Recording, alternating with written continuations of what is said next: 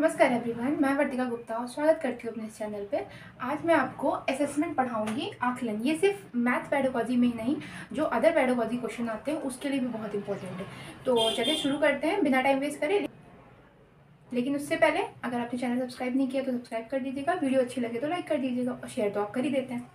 तो अब पहले हम जानते हैं कि असेसमेंट होते कितने हैं। आकलन मेनली हमको 3 पढ़ने हैं जो कि पूछे गए हैं प्रीवियस ईयर में। फॉर्मेटिव यानी कि इसको हिंदी में बोलते हैं रचनात्मक, दूसरा समेटिव युगात्मक, और डायग्नोस्टिक यानी कि निदानात्मक।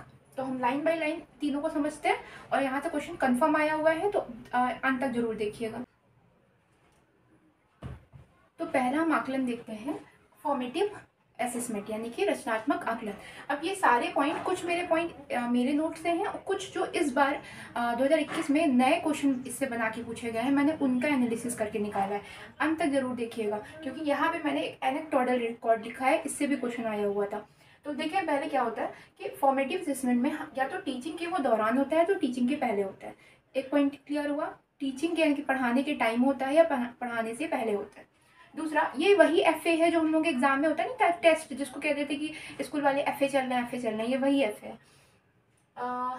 नेक्स्ट पॉइंट है अधिगम में असंगति और कमियों का पता लगाना, यानी कि जो हम सिखा रहे हैं बच्चे को, अगर उसमें कोई कमियां हैं, कोई दिक्कतें आ रही हैं तो उसका पता लगाने के लिए भी फॉर्मेटिव असेसमेंट होता है। नेक्स्ट पॉइंट है कि प्रगति, बच्चे का कितना प्रोग्रेस हुआ है, कितना फीडबैक मिल रहा है हमको, ये पता लगाना भी इस फॉर्मेटिव असेसमेंट का काम होता है। नेक्स्ट पॉइंट है, ये क्वेश्चन आया हुआ है प्रीवियस ईयर में, इसीलिए मैंने लास्ट के 2 पॉइंट स्पेशल याद रखिएगा कि गणितीय दुश्चिंता, ये बहुत शुद्ध हिंदी हो गया, लेकिन दुश्चिंता का मतलब होता है एंग्जाइटी।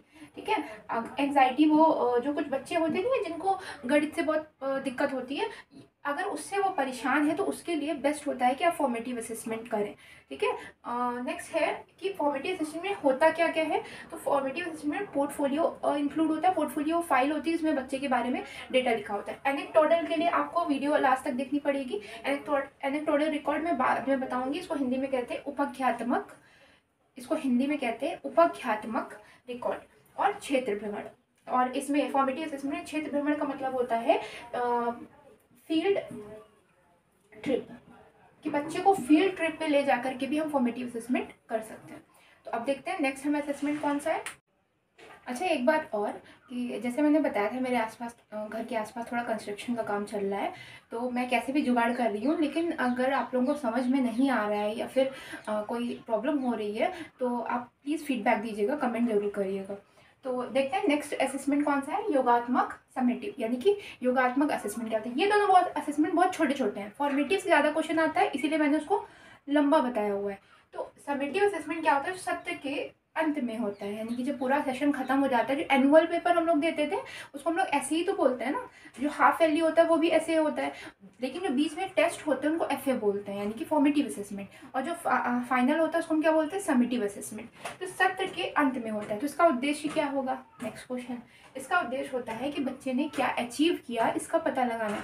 उस क्लास के अंत में बच्चे ने क्या अचीव किया, क्या उसने प्राप्त किया, इसका पता लगाना है, इसका उद्देश्य होता है। ठीक है, नेक्स्ट है डायग्नोस्टिक। तो डायग्नोस्टिक क्या होता है, आप जब डायग्नोस समझते हैं ना, डायग्नोस का मतलब होता है कि कारण पता करना कि दिक्कत कहाँ हो रही है तुमको। डॉक्टर क्या करता है, डायग्नोस करता है। जब उन लोगों को पेट में दर्द होती है कि अच्छा देखते हैं क्या प्रॉब्लम है तुमको, अच्छा एसिडिटी है, तो इसी तरीके से निदानात्मक यानी कि डायग्नोस्टिक में हम अधिगम में जो समस्या है या कारण है उनका पता लगाते हैं। इस असेसमेंट में हम क्या करते हैं, बच्चों की जो लर्निंग में जो प्रॉब्लम हो रही है, लर्निंग में जो समस्याएं आ रही हैं, जो दिक्कतें आ रही हैं, उनका क्या रीज़न है, इसका पता लगाते हैं।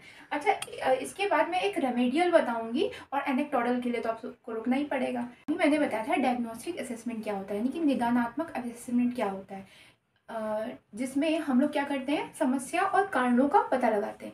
लेकिन याद रखिएगा एक रेमेडियल असेसमेंट भी होता है, जिसमें क्या होता है, डायग्नोस पहले क्या होता है, हम डॉक्टर के पास जाते हैं तो डॉक्टर क्या करता है, पहले पता लगाता है बीमारी क्या है, फिर क्या करता है, उपचार करता है, दवा देता है ना आपको। इसी तरह हम लोग भी क्या करते हैं, पहले डायग्नोस करते हैं, यानी डायग्नोस करते हैं कि बच्चे को अधिगम में क्या दिक्कत हो रही है, उसका पता लगाते हैं, कारण का पता लगाते हैं, फिर हम उसका उपचार करते हैं। रेमेडियल में क्या आ जाएगा, उपचार करेंगे। उपचार का मतलब है कि उनको उनकी दिक्कतों के अकॉर्डिंग हम उसका समाधान देंगे।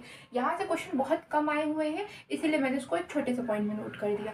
लेकिन आप देखिएगा एनेक्डोटल, जो कि बहुत इंपॉर्टेंट है, प्रीवियस ईयर में आपको मिलेगा। और ये जो डेफिनेशन मैंने लिखी है ये प्रीवियस ईयर का एनालिसिस करके ही लिखी है, इसीलिए बिल्कुल भी नोट डाउन करना ना भूलिएगा। तो एनेक्डोटल रिकॉर्ड क्या होता है, इसको बोलते हैं उपाख्यात्मक अभिलेख। ये दिन प्रतिदिन के आधार पर बच्चे की प्रगति लिखी जाती है। ये एक अभिलेख होता है, यानी कि एक फाइल टाइप में होती है जिसमें बच्चे का डे बाय डे का प्रोग्रेस लिखा जाता है कि बच्चे ने क्या, अच्छा आज ये अचीव किया, ये अचीव किया, ये लिखा जाता है। उसके साथ में ये अवलोकनात्मक अभिलेख भी होता है। अवलोकनात्मक का मतलब होता है ऑब्जर्व, अवलोकन का मतलब होता है ऑब्जर्व, यानी कि बच्चे को ऑब्जर्व करके जो अभिलेख बनाया जाता है, जो रिकॉर्ड बनाया जाता है, उसी को बोलते हैं एनेक्डोटल रिकॉर्ड। आई होप आपको समझ में आया होगा। और थोड़ा सा कुछ बच्चों का कमेंट आता है कि मैम आप थोड़ा जल्दी पढ़ाती हैं, तो एक्चुअली होता क्या है कि मुझे खुद भी पढ़ना रहता है, तो मेरी आदत बनी हुई है कि मैं थोड़ा जल्दी बोलती भी हूँ और जल्दी पढ़ती भी हूँ, ठीक है। इसीलिए मैं आपको कई बार मैंने राय भी दी है कि अगर आपको समय बचाना है तो प्लेबैक स्पीड बढ़ा करके आप कई बार सुना करिए। कई बार रिवीजन करने से फ़ायदा होता है। आप एक ही वीडियो लंबी सुनेंगे तो दिक्कत होगी। हालांकि सबका अपना अपना है, आपकी अपनी चॉइस है, और मैं कोशिश कर रही हूँ कि मैं धीरे बोलूँ, ठीक है। तो आई होप आपको इस बार समझ में आया होगा। यहाँ पे आपका असेसमेंट होता है ख़त्म। असेसमेंट से जो भी क्वेश्चन आएंगे जब मैं प्रीवियस ईयर कराऊंगी, आप लोग ज़रूर करिएगा, ठीक है। तो तब तक के लिए देखते रहिए, और शेयर तो आप कर ही देते हैं, सब्सक्राइब भी आप कर देते हैं, वीडियो अच्छी लगे तो लाइक भी कर दीजिएगा। तो थैंक यू।